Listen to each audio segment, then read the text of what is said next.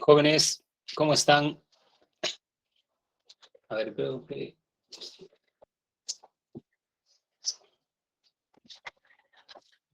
Última clase. Siempre en las últimas clases me acuerdo la frase de Mefistófeles. Todo lo que nace merece morir. Ahí está. A ver, ustedes son el aula 32. Clases, semanas. Buenas tardes, Gianmarco. Muy bien. Jóvenes 32.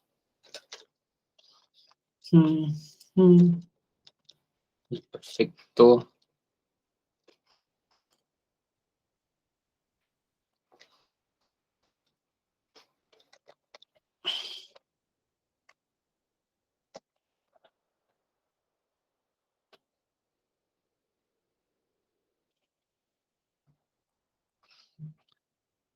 Muy bien, jóvenes. Buenas tardes. Jordan, Fabiana, Gianmarco, Brian. Muy bien, jóvenes. A ver.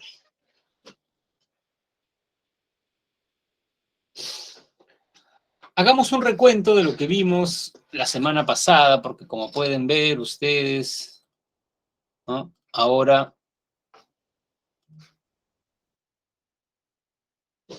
tenemos a la filosofía política 2. Entonces la semana pasada tuvimos filosofía política 1, ¿correcto?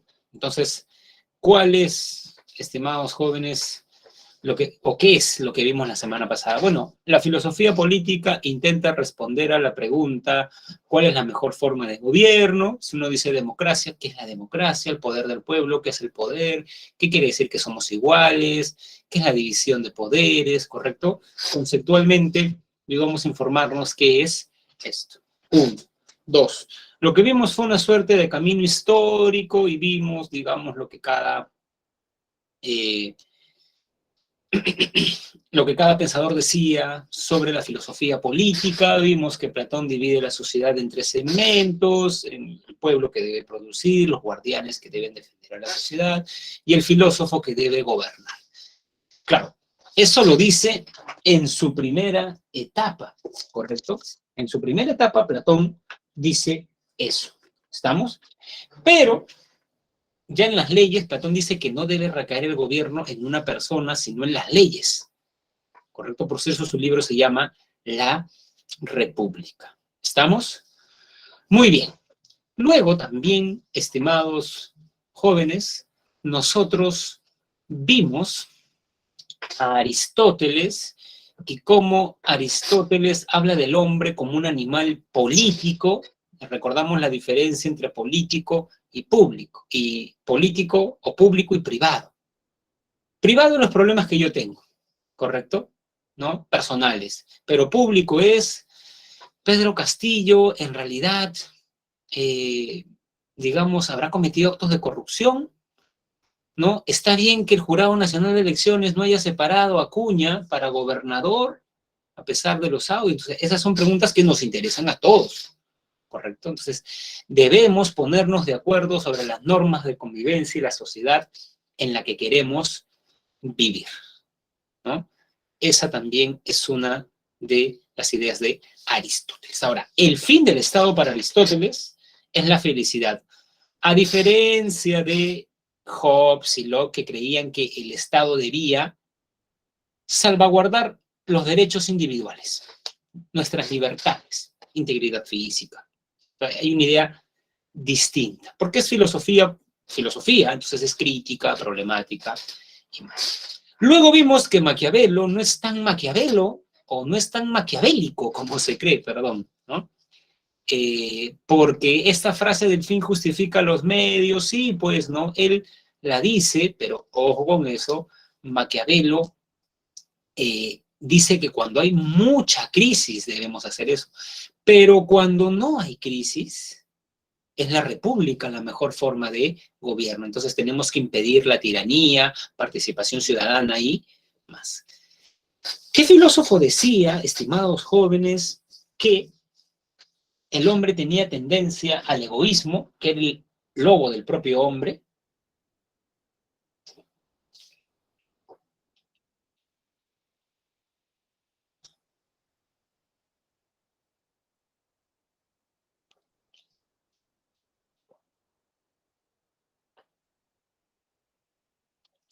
¿Qué filósofo decía eso?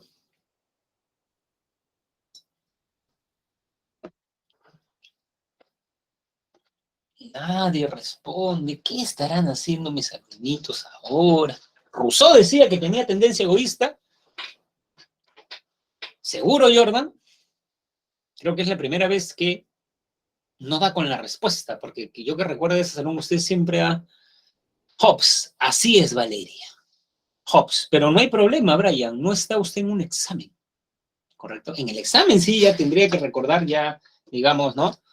Confundió quizás los conceptos. Hobbes dice que es malo por naturaleza. Más bien, Jordan, Rousseau dice lo contrario, que tiene una tendencia a ser piadoso, a ser bueno por naturaleza. Y es interesante porque de estas tendencias tenemos modelos de Estado. Si creo que el hombre es malo por naturaleza, ¿no? Si creo que el hombre es malo por naturaleza, pues debes tener un Estado fuerte, poder centralizado, que infunda miedo. Si violentas la propiedad privada, cárcel, penas de muerte, porque el hombre es malo, va a querer seguir siendo egoísta en la sociedad, pero no lo va a hacer no porque es bueno, sino por miedo al castigo, ¿correcto? Por eso Hobbes dice, detrás de la ley está la espada, para que se cumpla la ley, ¿correcto? Muy bien. Luego vimos que Locke no está de acuerdo con Hobbes porque el Estado no debe estar concentrado en unas manos, sino debe haber, el pueblo debe participar del poder como mediante el parlamento, ¿correcto? Y otra diferencia es que Locke considera que los derechos no los crea el Estado, son derechos naturales. ¿Estamos? Muy bien, muy bien. Segundo punto, ¿no? O bueno, segunda diferencia. Luego vimos bueno, Rousseau, recuerden que era republicano, como el hombre es bueno por naturaleza, pues ellos deben ponerse de acuerdo, sacar un conjunto de leyes, ¿correcto? Asamblea constituyente, sí, pues Rousseau estaría de acuerdo con eso. Y el Estado debe velar porque esas leyes se cumplan. Y hablaba mucho de la educación cívica que debe tener o deben tener los ciudadanos, ¿correcto? Muy bien. Y finalmente vimos a John Rawls, que hablaba de la justicia y cómo proponer ideas de justicia si somos individuos con intereses particulares, con el velo de ignorancia, ¿no? Desde el velo de ignorancia, desde el no saber nuestras, digamos, situación, podemos hacer reglas que beneficien a todos, ¿correcto?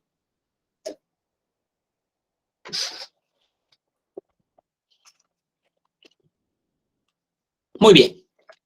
Y análogamente a cómo, digamos, o sea, análogamente a cómo en estética vimos primero los autores y luego las corrientes, vamos a hacer algo similar en filosofía política. Ya vimos los autores, ahora vamos a ver las corrientes, ¿correcto? Muy bien. A ver, voy a separado. Ya. Perfecto, perfecto, perfecto. Muy bien. Entonces, el liberalismo, como su mismo nombre lo dice, defiende la libertad individual, ¿correcto? Y nuestros derechos individuales. Integridad física, propiedad privada, ¿correcto? ¿No? Son derechos fundamentales, ¿no? Entonces, como vimos en el contraste entre Aristóteles y los modernos, Aristóteles decía que el Estado debe hacer feliz a las personas, pero Locke va a decir, a ver, quizás en este salón Jordan, Jordan piensa que la felicidad es leer muchos libros. En cambio, Valeria piensa que la felicidad es tener mucho dinero. Y su otro compañero piensa que la felicidad es cumplir los mandamientos de Dios. Entonces, hay muchas ideas de felicidad.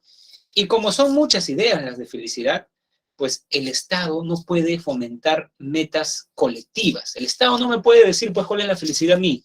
El papel del Estado es solamente resguardar mis derechos individuales, integridad física, propiedad privada, ¿correcto? ¿No? Y por eso se dice que el liberalismo recorta el papel del Estado. Ojo, primero surgió el liberalismo político y luego el liberalismo económico, ¿no? Entonces el Estado solamente debe garantizar nuestros derechos. Si yo creo que, por ejemplo, soy feliz, ¿no? Digamos, leyendo filosofía, pues ese es mi problema. Por ejemplo, jóvenes, yo estudié en una universidad pública, San Marcos, cuando voy a salud a atenderme, no es que me dicen, a ver, señor, usted es ateo, agnóstico, agnóstico. No, entonces no, acá los médicos son, eso no importa. Esa es mi libertad, en quién quiero creer yo, cómo, digamos, qué deporte hago, ¿no? Incluso a veces hay personas que fuman, ¿no? Y el Estado, claro que tiene políticas que atienden a la salud, pero no puede obligar, ¿correcto? Muy bien, entonces la libertad es fundamental en el liberalismo, ¿correcto? Entonces, el poder político debe ser limitado. Justamente esa es la crítica de Locke a Hobbes, ¿no? Porque como vimos, Hobbes, el poder centralizado, en cambio Locke va a hablar un poco de esto que Montesquieu llamó la división de poderes. Por ejemplo, en el Estado peruano, el poder ejecutivo está conformado por los ministros de Estado, el, digamos, presidente del Consejo de Ministros y el presidente, ¿correcto? Y tenemos un poder legislativo, que son los congresistas, y un poder judicial, que no es, digamos, elegido por, aunque claro, no querían hacer esa jugada que nombran los magistrados, pero bueno, un poder que es independiente. Todo el poder judicial puede investigar al presidente, lo está haciendo. Puede investigar a un congresista que está, digamos, acusado de violación, ¿se dan cuenta? ¿No? Entonces, eso se llama control político, ¿no? Imagínense que todos estén en Perú libre, ¿no? O sea, podría ser más fácil la corrupción, ¿correcto? Muy bien, ¿no? Derechos fundamentales, la vida, la libertad y la propiedad, ¿correcto? ¿No? Muy bien. Ahora, la libertad de expresión y tolerancia religiosa. Eso es importante porque, claro, si yo soy libre en quién creer. Entonces, ¿por qué debe haber tolerancia religiosa? Es más, para cumplir la tolerancia religiosa, y este es un concepto fundamental, por favor, del liberalismo, apúntenlo, debe haber un Estado neutral en materia religiosa. Neutral en realidad en muchas cosas y en materia religiosa también. ¿Y por qué el Estado debe ser neutral, profesor? Puede preguntar, digamos, preguntarse uno de ustedes.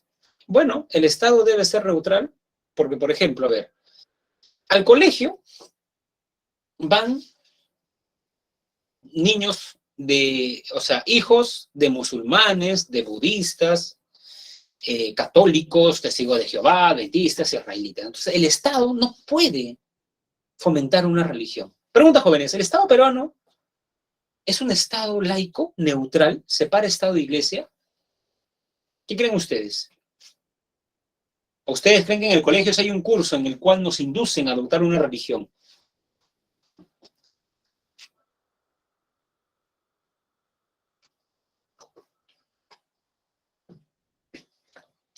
En la Constitución Valeria, el Estado establece una diferencia entre Estado e Iglesia. Supuestamente es laico. Pero también hay un famoso artículo 50 en el que el Estado reconoce el aporte de la Iglesia Católica al proceso de independencia, más que el proceso de independencia, a la constitución de la identidad nacional.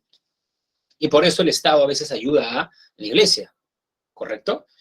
Pedro Castillo, después de dar el discurso presidencial, va al Te Deum, a la Catedral de Lima, no va a una mezquita musulmana, ¿correcto? Entonces es media ambigua, como que el Estado quiere ser, porque ojo, el Estado peruano no es confesional. Un Estado confesional dice, nosotros vamos a promover el catolicismo.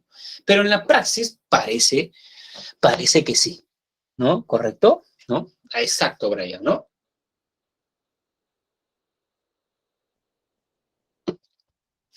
Les cuento una anécdota que ocurrió en San Marcos.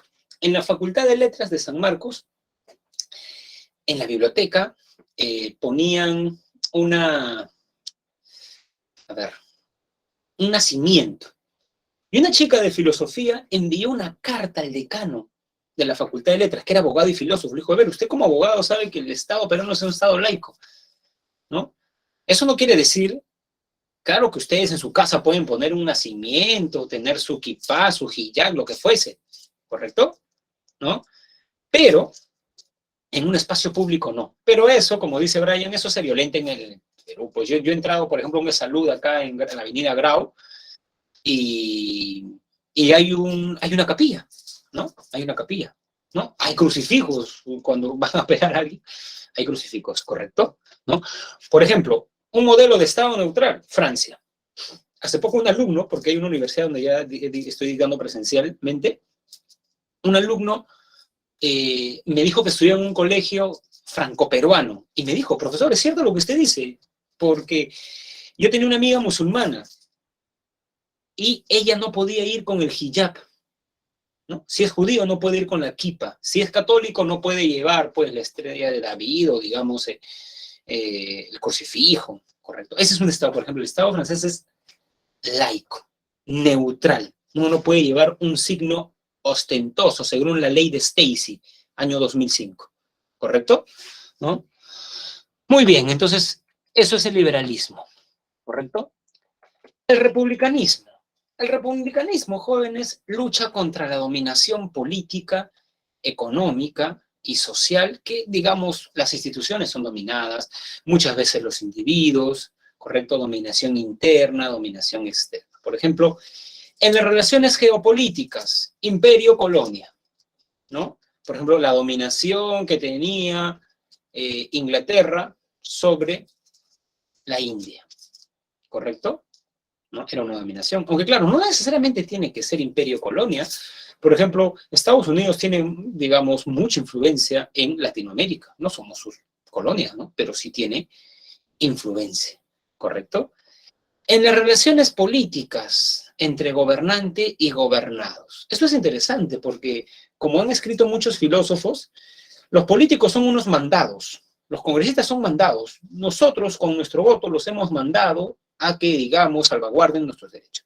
Pero de pronto, ellos que nosotros elegimos, nuestros representantes, los que mandamos, se vuelven especialistas en mandarnos, ¿correcto? ¿No? Y de pronto quieren hacer leyes que recortan. Yo recuerdo cuando recién terminé la universidad, la famosa ley Pulpín, que querían recortar, como uno recién se inserta al mundo laboral, ven tu CV, no tienes experiencia, ¿no? Querían que recorten los derechos a los jóvenes universitarios que recién ingresan. Hubieron marchas y todo, ¿correcto? En las relaciones económicas, claro que lo hay, pues, de un empleador sobre su empleado, sobre su trabajador. Cuando comenzó la pandemia, jóvenes, la empresa Atento, ¿no? La empresa Atento quería obligar a sus trabajadores, a pesar de estar en estado de emergencia, a ir a trabajar a sus instalaciones. Y una persona estaba ahí, recuerdo una madre de familia, con miedo, y dice, ¿pero por qué viene? Es que han dicho que me van a despedir, yo soy madre de familia, ¿ven? Ahí está, ¿no? O sea, de hecho que hay también una dominación de ese tipo. En las relaciones familiares también la dominación que tienen los hombres respecto de las mujeres, ¿correcto? ¿No? El machismo que denuncian las feministas, ¿no? Muchas veces, yo siempre cuento esta anécdota en clase, tenía una amiga que en la universidad me contaba, ¿no? ¿Qué has hecho el fin de semana? Y yo le decía, uy, he aprovechado en leer, ¿no? Porque como no tengo que venir a la universidad, leía. Y ella me dice, yo quiero hacer eso, pero mi mamá me manda a cocinar los fines de semana, hacer cosas. Y mi hermano que está en el colegio para jugando PlayStation, y yo le digo a mi mamá, pero mamá, y le dice que le decía, lo que pasa es que tú vas a ser mamá. ¿Ven? O sea, hay mujeres machistas, de hecho que sí, pues, ¿no? Hay esa dominación, ¿correcto? Muy bien, entonces, frente a eso, ¿qué podemos hacer? ¿Qué hacer? Como dice Vallejo en ese famoso poema. Bueno, las medidas que proponen los republicanos es un Estado independiente o soberano, que no permita la injerencia de poderes extranjeros. O sea, Estados Unidos no le va a decir, pues, cuál es la política de Venezuela, ¿correcto? Puede recomendar. ¿Acaso cuando Venezuela le dijo a Estados Unidos que no invada Irak, le hizo caso? No, pues cuando ha querido invadir, cuando se salió del protocolo de Kioto y más, ellos sí no hacen caso, ¿no? Pero claro, ellos sí quieren, digamos, influenciar, no, pues un Estado independiente. Esto es difícil, ¿ah? en un contexto globalizado, con organismos como el Fondo Monetario, el Banco Mundial, ¿no? Pactos que hay como la Comunidad Andina de Naciones, ¿no? Digamos, tratados. Es difícil, ¿no? Un gobierno en donde la Constitución y las leyes se encuentren por encima de cualquier poder particular, ¿no? Un gobierno donde la Constitución y las leyes se encuentren por encima de cualquier poder particular. O sea, claro, ahora, esto siempre y cuando la Constitución y las leyes sean expresión, ¿no? De los ciudadanos. Claro, porque si viene un presidente, cierra el Congreso, ya saben a quién me refiero, impone una constitución y luego dice, no hay que cumplir la constitución, no, pues hay que cumplir la constitución cuando la constitución es expresión de la ciudadanía, ¿correcto? ¿No? Muy bien. Y tres, la participación activa de todos los ciudadanos. Jóvenes, la historia da ciertas lecciones, ¿correcto? ¿No? La historia nos da ciertas lecciones, ¿no? Y una lección que nos da la historia de la democracia es que tiene que haber una ciudadanía vigilante, ¿no? Esto es difícil porque en la actualidad, por ejemplo, muchos peruanos piensan que la democracia es votar cada 4 años para elegir un presidente o para elegir, digamos, alcaldes. No, pues tenemos que vigilar. A ver, yo elegí a esta congresista para que promueva el debate, digamos, contra la minería ilegal. Lo promueve, ¿qué está haciendo? A ver, veo su historial, a ver, no hace, es más, hubo una comisión y votó a favor de la minería, o sea, no dijo nada, o sea, entonces se organizan marchas y más, ¿correcto? O sea, una participación activa, porque así como recordamos nuestros derechos, también tenemos deberes frente al bien común. Eso es interesante, jóvenes, porque los republicanos también señalan que muchas veces los ciudadanos creemos que la corrupción está enquistada en la clase política. Es decir, cuando yo les digo corrupción, ustedes piensan en el Congreso, en el Palacio de Gobierno, en los municipios. Pero, ¿acaso, me pregunto, pensando en voz alta, acaso, estimados jóvenes, un ciudadano que coimea a un policía no es un corrupto? Un alumno que intenta plagiar en un examen no es un corrupto. Una persona que copia una tesis no es un corrupto, ¿no? ¿Correcto? ¿No? Y muchas veces nosotros vemos corrupción, evadimos impuestos, ¿no? Estamos ahí con ese familiar que quiere coimear al policía y no nos indignamos, ¿no? Entonces, cuidado, ¿no? La corrupción parece que es algo que está, ¿no? Desde las apafas en los colegios, muchas veces en los centros federados en la universidad, que los rectores compran votos, ¿se dan cuenta? ¿No? Pero como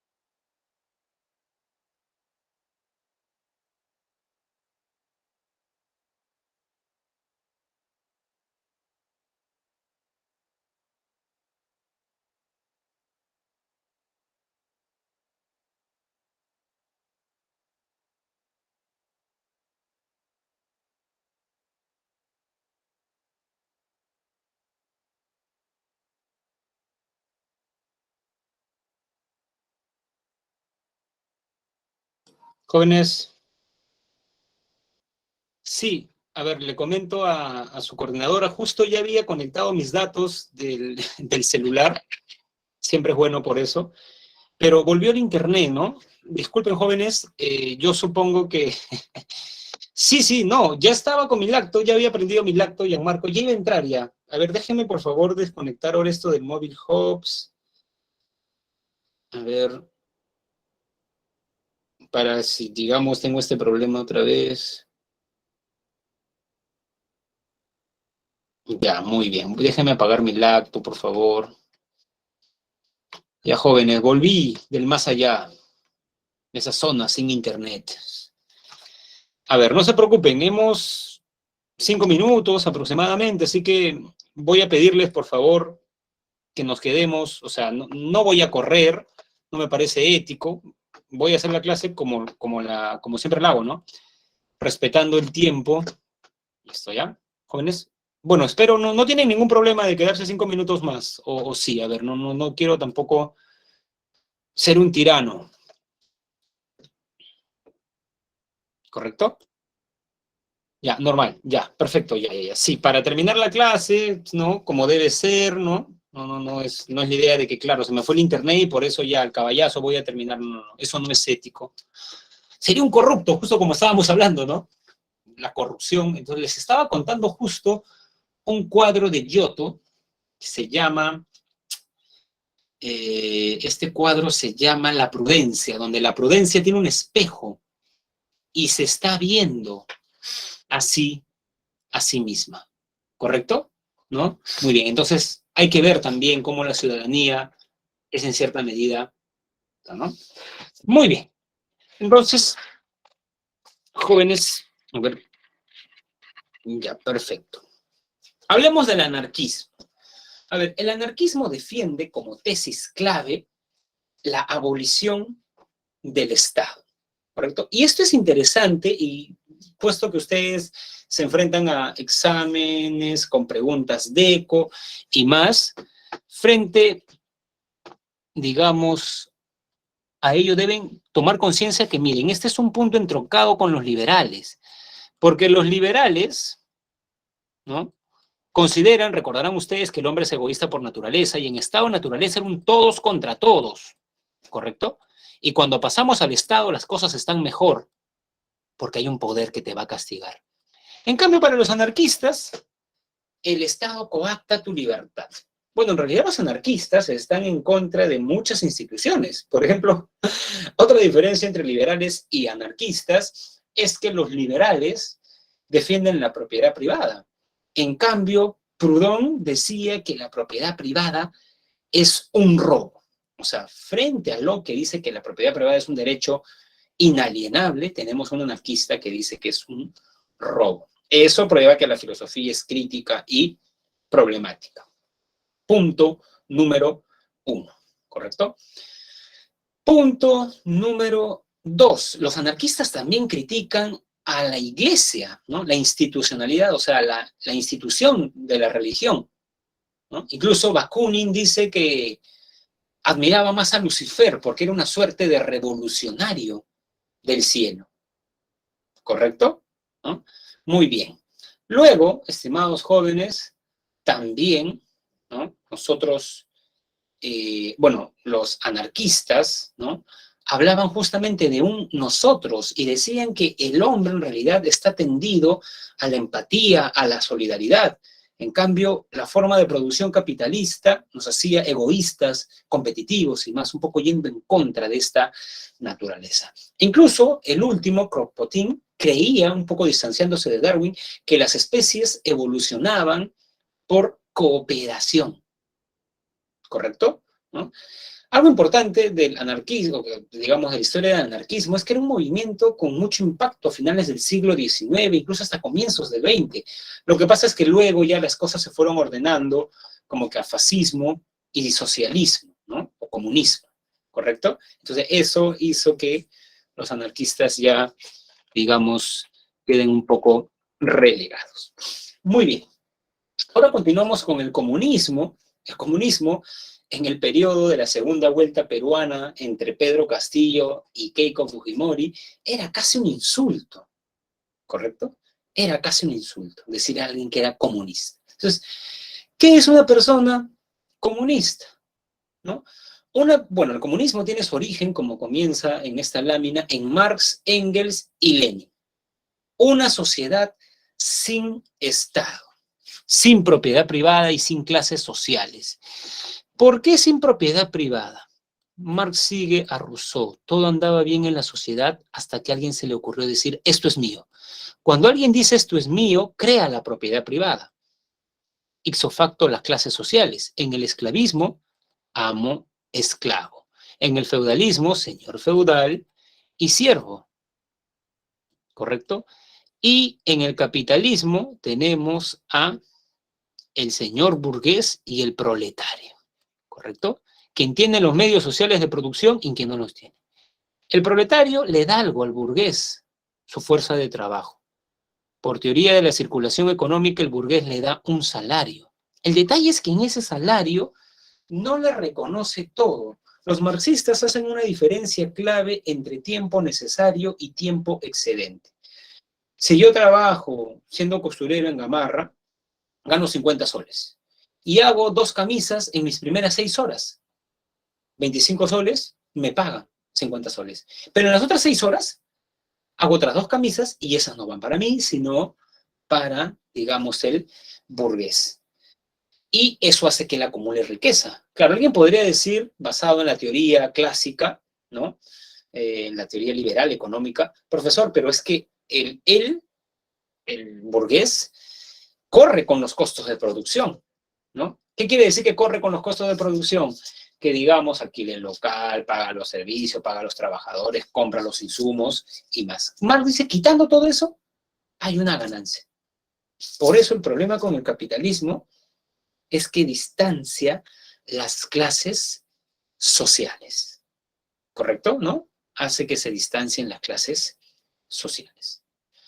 Muy bien, ¿no? Ese es, digamos, el razonamiento de Marx. Creo que alguien comentó algo, ¿no? Profe, pero el comunismo no estaba a favor del Estado siempre y cuando no interfiera en el camino del proletario. No, eso es más el socialismo, Jordan, ¿correcto? Eso es más el socialismo. Antes de responderte, porque eso se responde en la siguiente lámina, quiero que entiendan que Marx critica la injusticia del capitalismo del siglo XIX.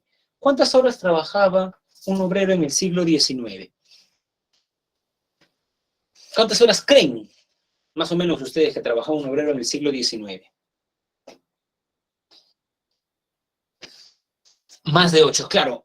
Algunos dicen que lo normal era 12, 13, algunos 14, 15, ya algunos 16. O sea, imagínense, pues, ¿no? O sea, eso ya, o sea, detrás del marxismo hay un humanismo. Quiere que el hombre sea realmente hombre, que sea libre, y una persona que se la pasa todo el día. Imagínense, ¿no? En la actualidad, a veces, ¿no? Yo he conversado con algunos mozos de chifa, ¿no? En Gamarra trabajan 12 horas, ¿correcto? En el chifa 12 horas, ¿no? Imagínense, a ver, voy a cerrar mi WhatsApp, jóvenes, lo abrí para, ¿no? A ver, en el chifa 12 horas, ¿no? Entonces, esta chica vive, digamos, 1 hora para llegar al chifa, 1 hora para irse, 14. O sea, se levanta, cocina, se baña, a trabajar. Llega a dormir. Descansan a veces un día a la semana, a veces no, porque quieren hacer más dinero, ¿correcto? ¿No? Entonces, claro, el capitalismo ahora ha mejorado, empleo formal muchas veces, sí, ahora, pero incluso siguen quedando, no es que todos, personas, por ejemplo, yo conversaba el otro día con un emprendedor de Gamarra y me decían que sus trabajadores trabajan al astajo. ¿Qué quiere decir eso? ¿No? Que ellos ganan por lo que hacen. O sea, como quieren ganar más, esa gente duerme en su taller, me dice. Se levanta, sale a desayunar, viene, cose, se va a almorzar, una cabecita de media hora, se levanta, cose, sale a cenar, viene, cose, hasta la madrugada. ¿Ven? O sea, ese es el mundo real, jóvenes. No estamos hablando de, ¿no? Acá, Lima, la capital, ¿no? ¿Correcto? ¿No? Entonces, el marxismo diría, no, pues, eso no es justo. ¿Correcto? Eso no le parece justo, ¿no? ¿Correcto?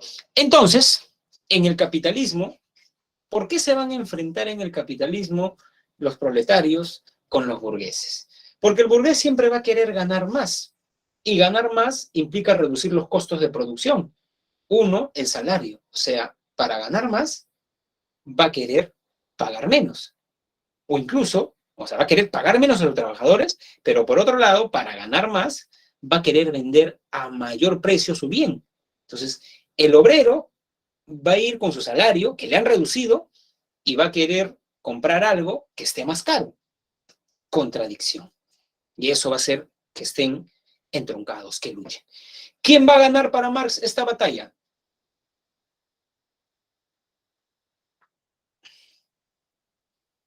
Para Marx, digo.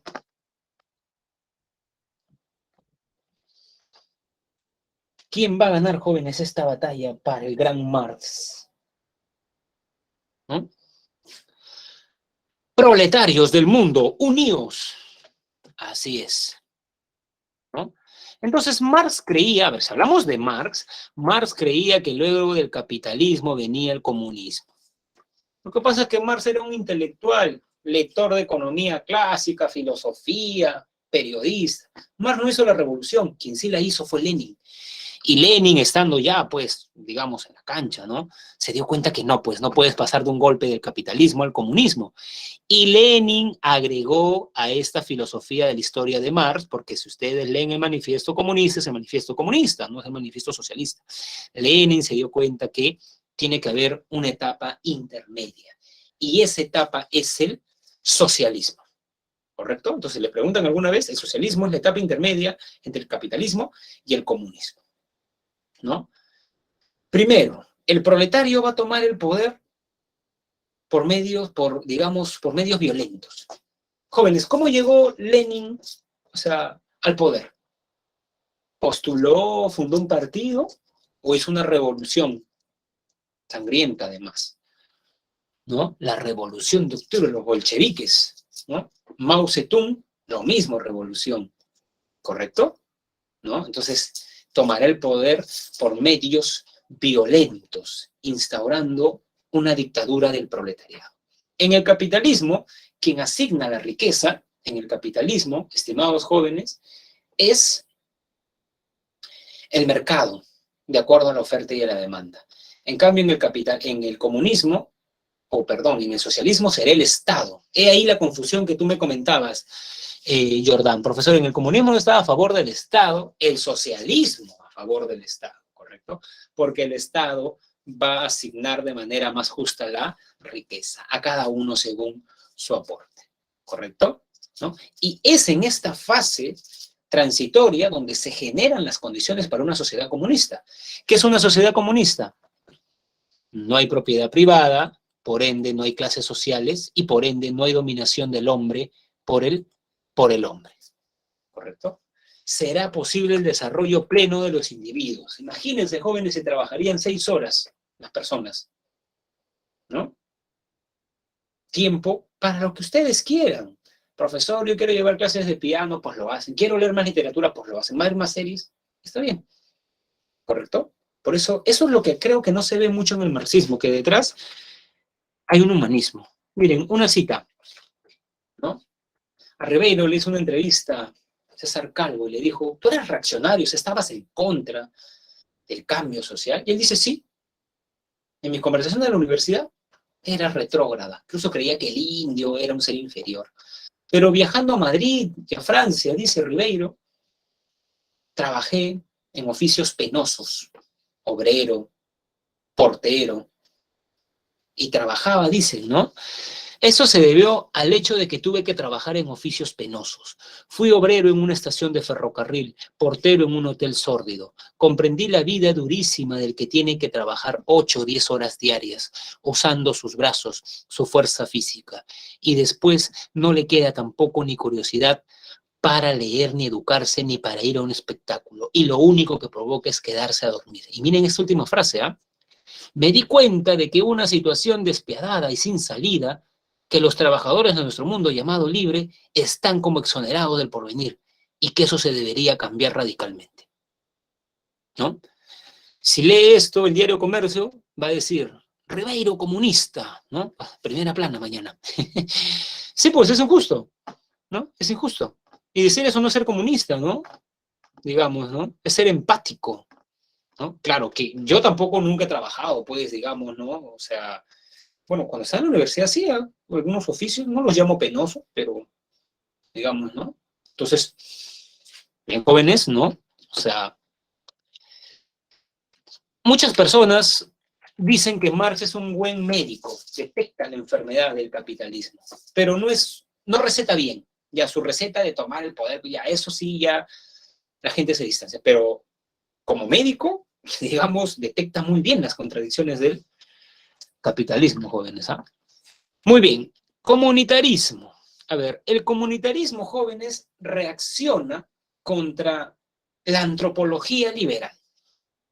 En el liberalismo, en el estado de naturaleza, tenemos hombres, ojo, hombres, o sea, hombres anterior al Estado y hombres que conforman el Estado para que el Estado resguarde sus intereses individuales, sus libertades individuales. O sea, el Estado es instrumental.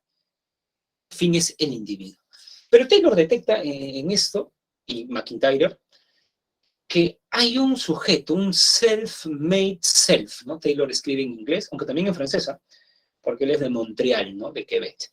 Entonces, un individuo que se hace a sí mismo. Y Taylor dice que esto es una ficción, porque en el individuo hay mucho de sociedad, ¿correcto?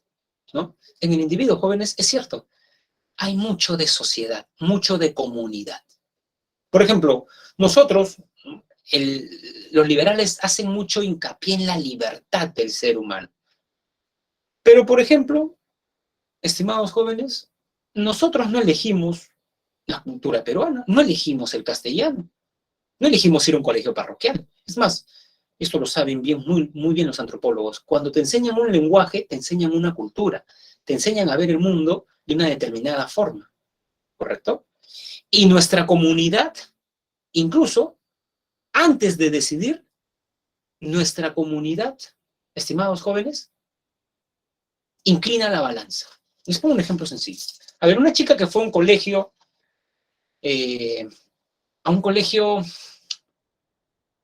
parroquial, a los 22 años queda embarazada, estando en tercer año de la universidad, y ella no sabe si abortar o no. La comunidad peruana, ¿qué le inclina? Ella no tomó la decisión todavía, pero la comunidad peruana, ¿qué le inclina? ¿A abortar o a no abortar?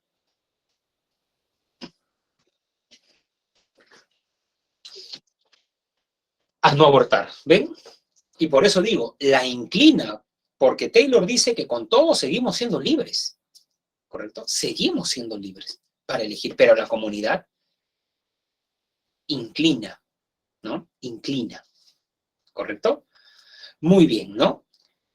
Digamos, por eso, dice en el siguiente recuadro, McIntyre y Taylor hacen especial énfasis en la importancia de una concepción compartida entre los miembros de una colectividad. Por ejemplo, McIntyre, entre la virtud, dice la moral es la moral de un pueblo. ¿No? No es que el individuo es libre, no la moral. El hecho de la monogamia no es que nosotros nos hayamos puesto a pensar. La sociedad peruana nos ha enseñado la monogamia, porque en otras culturas no es así, ¿correcto? Ahora, esta idea la saca, bueno, sacan uno, la extrae Taylor de Isaiah Berlin en un libro que se llama Dos ideas sobre la libertad, ¿no? Esta idea de la libertad negativa, alguien es libre cuando no interfieren conmigo. Hay jóvenes que dicen, ya me quiero ir de mi casa porque mi papá no quiere que salga de noche, ha quitado mi cuadro de Nietzsche de la pared. Entonces, estimados jóvenes, digamos, quien dice eso es como que quiero ser libre si no hay interferencia. Pero Taylor dice que hay otra forma de entender la libertad. Somos libres cuando nos realizamos dentro de una determinada comunidad y decidimos nuestro modo de vida dentro de sus parámetros. ¿no? La libertad como autorrealización depende de la comunidad. Ejemplo, jóvenes, la comunidad peruana, ¿no? Considera que una mujer autorrealizada es una chica que es doctora en antropología, se fue a estudiar antropología a Francia, vino, pero no es casada ni tiene hijos. O una mujer que hizo su carrera acá, pero está casada y tiene hijos. ¿Cuál de las dos es autorrealizada para la comunidad peruana?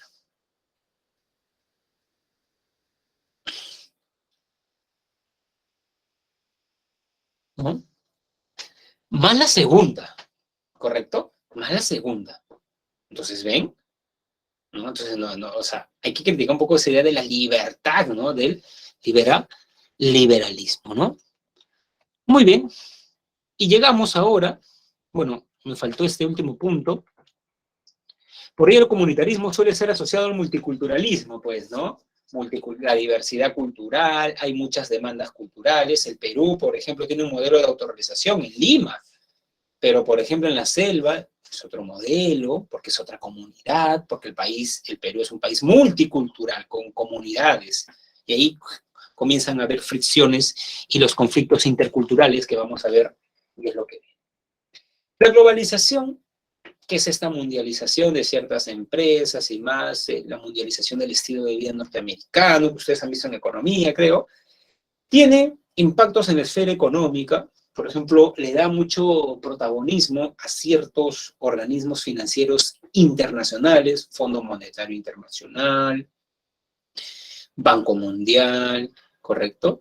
Y ellos definitivamente tienen, jóvenes, una influencia en los estados nacionales, ¿no? Y esto ha redefinido, como consecuencia, la soberanía de dichos estados. Por ejemplo, miren esta pregunta. ¿Cómo lograr que la necesidad de estrechar cada vez más vínculos internacionales no produzca que agentes externos afecten los procesos democráticos dentro de las naciones? A ver, ejemplo de la historia del Perú. Alan García, si mal no recuerdo, mis clases de historia en la pre, destinó solamente el 10% del PBI a pagar la deuda externa. Eso generó un resentimiento de la, digamos, el Banco Mundial, el Fondo Monetario Internacional, la Comuna de París, ¿no? Y cuando Fujimori, entonces, no le pusieron la cruz al Perú. Cuando Fujimori entra al poder y quiere reactivar la economía, pide un préstamo a estos organismos le dicen, ya, te voy a facilitar el dinero. Pero cumple este conjunto de recetas, ¿no? Y en esas recetas había que despedir el 30% del trabajador del sector público, lo que generó la informalidad. Hernando de Soto lo demuestra muy bien en el otro sendero. Entonces, ¿se dan cuenta? ¿No? Entonces, esos agentes pueden tomar, pues, porque están costando dinero, ¿no? ¿De qué forma se puede garantizar que la globalización produzca consecuencias beneficiosas para el nivel de vida de ciudadanos pertenecientes a las naciones en vías de desarrollo? Claro, un TLC entre Perú y Estados Unidos va a favorecerle definitivamente más a los Estados Unidos, ¿correcto? Muy bien. En la esfera cultural, estimados jóvenes, ¿no? Las relaciones entre distintas formas de vida y de comprender el mundo plantean algunas preguntas. ¿Existen sistemas de valores que puedan ser válidos para toda la humanidad? Por ejemplo, la democracia. Un amigo antropólogo me comentaba que había una comunidad cultural en la selva donde no eran democráticos.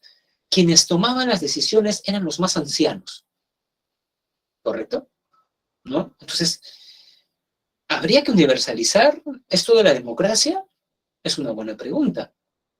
¿Basta con que toleremos las diferencias o hay que reconocerlas? A ver, la diferencia entre tolerancia y reconocimiento es que la tolerancia es tolerar algo como que de mala gana. Como que yo soy un católico que creo que un varón y una mujer se pueden amar y, digamos, veo una, una pareja de homosexuales de la mano y los tolero, pero de mala gana. El reconocimiento supone aceptar que hay muchas formas de vida. Claro, a mí me gustan las mujeres, pero es una forma de vivir la vida amorosa, pero no es la única. Entonces, implica aceptar otras formas de vida. Pero, eso nos lleva a un problema muy acuciante. Pero hay comunidades que exigen reconocimiento de prácticas muy problemáticas. Por ejemplo, en el África, ¿no? Les cortan el clítoris a las niñas, la ablación femenina del clítoris. ¿Ustedes creen que debemos reconocer eso, aceptar en una sociedad democrática, jóvenes? No, dicen, ¿no? ¿Bien? Por ejemplo, o en la India se permite, o sea, que un varón se case con más de una mujer, pero siempre tiene una mujer que es la que más quiere. Cuando este varón muere, lo queman en una pira funeraria, o sea, lo queman. Y hay una tradición que dice que la mujer debe saltar, la más querida, y morir quemada con su esposo, ¿correcto? Porque con ello prueba el amor incondicional, ¿no? El amor incondicional, ¿correcto? ¿No? ¿Ustedes creen que eso se debe dar? A ver, las señoritas del salón, ¿creen que debemos reconocer eso? Porque esa comunidad dice, sí, para nosotros es valioso, porque la mujer prueba el amor. Tampoco. Entonces, este tema es muy, muy tocado, ¿ah? Yo por eso, jóvenes, hice mi tesis sobre esta pregunta, ¿no? ¿Qué debe ser reconocido y no en una sociedad? Y me basé en Charles Taylor, ¿no? Entonces, bueno, al final de clase les puedo dejar el link de mi sustentación de tesis, de mi tesis de maestría, ¿no? Para que, digamos, puedan enterarse más sobre esto y también sobre Taylor, ¿no? Que lo hemos visto hoy día, ¿no? Muy bien. Democracia, ciudadanía y sociedad civil. En sociedades de consumo, jóvenes, ¿no? Bueno, a ver, habría que partir sobre el siguiente hecho. Los griegos, por ejemplo, jóvenes, los griegos creían que, o sea, para un griego uno se realizaba en el ágora, en la vida pública. La vida privada era para los esclavos y las mujeres. En cambio, en la sociedad actual, la vida privada es muy fuerte. Queremos ser profesionales, tener relaciones amorosas hondas, ser buenos padres. Entonces, en la actualidad ya no nos preocupamos tanto en la vida pública, en la vida política. Nos interesa más nuestra vida privada. Por eso se dice acá que, digamos, ¿no? Hay ciudadanos individualistas que están pensando en ellos, en el bien de los suyos, que buscan placer, y eso ha llevado a cierta despolitización de los individuos. Ojo, este no es un fenómeno peruano, este es un fenómeno mundial, ¿correcto? Fenómeno mundial. En los Estados Unidos, en Francia, ¿correcto? Entonces, en este contexto, jóvenes, surge una pregunta muy pertinente, ¿no? ¿Tiene sentido insistir en la participación de los individuos como ciudadanos en los asuntos públicos? Y recuerden que en filosofía, si bien las preguntas son recurrentes, las respuestas son disímiles. Entonces tenemos respuestas que dicen que la figura del ciudadano es anacrónica en las sociedades de consumo. O sea, lo que debe fomentar la sociedad actual son consumidores que trabajen, reproduzcan los patrones sociales, se compren un carro, viajen y trabajen para pagar eso y estén, ¿no? Eso es lo que necesita, ¿no? No ciudadanos, consumidores. Otros dicen, estimados jóvenes, que es necesaria la intervención activa en los asuntos públicos, ¿no? Correcto, de nuevo, una ciudadanía vigilante. Ahora, ¿cómo se interviene? A ver, les voy a proyectar un video para que vean, estimados jóvenes, cómo discutían los griegos. Ya, acá está.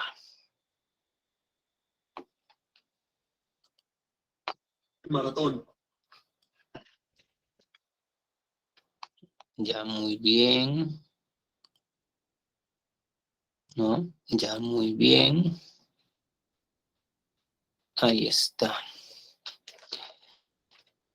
A ver, jóvenes. Miren qué tipo de democracia era la democracia griega.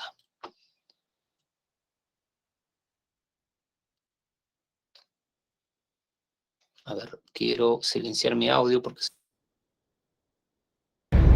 Debería ser un poco más que una formalidad para Temístocles, el héroe de Maratón, terminar lo que comenzó. ¡Basta! Debemos apelar a la razón de Jerjes. ¡Cobarde! ¡Atenas! ¡Es una ciudad de cobardes! ¡Cállate, desgraciado! ¡Cállate tú! ¡Basta! ¡Silencio! Escuchen al héroe de Maratón. Esto es una democracia, no una pelea callejera. El ataque persa vendrá tanto del norte como del sur. Las ciudades-estado deberían negociar una tregua. Sí, sí, debemos negociar. ¿Negociar con la tiranía? Denme un ejemplo de cuándo le ha beneficiado a una nación. Compañeros compatriotas, solo se puede juzgar el futuro viendo lo que hemos sufrido en el pasado. Y muchos de ustedes estuvieron conmigo en Maratón. Y para aquellos que sirvieron y enfrentaron la furia y ardor del combate, ya saben cómo se forja la paz. No se vayan a equivocar. Jerjes, el hijo de Darío, es un lobo que se acerca. Aquí y ahora debemos elegir.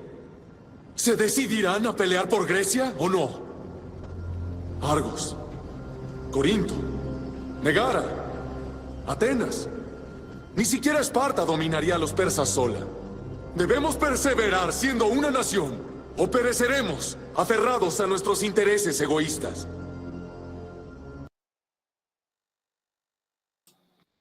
Muy bien, jóvenes.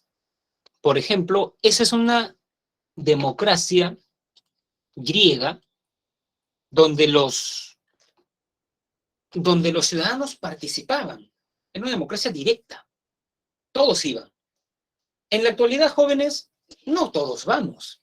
Nosotros elegimos representantes. Claro, si yo estoy a favor, digamos, de la eutanasia, pues voto por una candidata que va a llevar eso al pleno. Claro, yo no voy a estar en el pleno votando, pero yo he elegido un candidato de mi perfil, que sé que en ese tema va a elegir esa manera, ¿correcto? ¿No? Entonces, claro, lo digo porque participación, ¿qué tipo de participación? La única que nos queda es la representativa, lamentablemente, jóvenes, porque la directa, como dice Aristóteles, supone que una ciudad no tenga muchos individuos. Aristóteles decía que una ciudad no debía tener más de 10.000 habitantes. ¿Cómo juntas a 20 millones de peruanos para debatir sobre asuntos públicos? Muy difícil, ¿no, jóvenes? Por eso la participación ciudadana se da a través de sistemas políticos representativos, ¿no? Claro, habría que discutir eso, ¿no? Muy bien, jóvenes, muy bien, ¿no? Les voy a dejar, como les prometí, mi sustentación. Bueno, dura, bueno, acá dice 1 hora y 15, pero en realidad tienen que ver la primera media hora donde expongo un poco a Taylor y la pregunta que les dije. Muy bien, a ver un momento. 2, sí. 70, a ver, un momento. La publicidad, ya, perfecto. Ahí está, jóvenes. Y les dejo un artículo que escribí sobre el tema de mi tesis en este, ¿no? Sobre el multiculturalismo de Taylor, ¿no? Muy bien, jóvenes. Hemos terminado esta clase y nos vemos el siguiente sábado para hacer el repaso, ¿correcto? Muy bien, jóvenes, nos vemos. Cuídense. Ya, hasta luego, profe. ¿No? ¿Te refieres? Lo que pasa, Hans, es que eso que dice file, eso ponlo en tu, donde digamos pones el Facebook, ahí pon, y te va a salir, ¿no? O sea, es un link, ¿no? Claro que se puede compartir, jóvenes, de hecho que sí, ¿no? El conocimiento es eso. Muy bien, jóvenes, nos vemos, cuídense.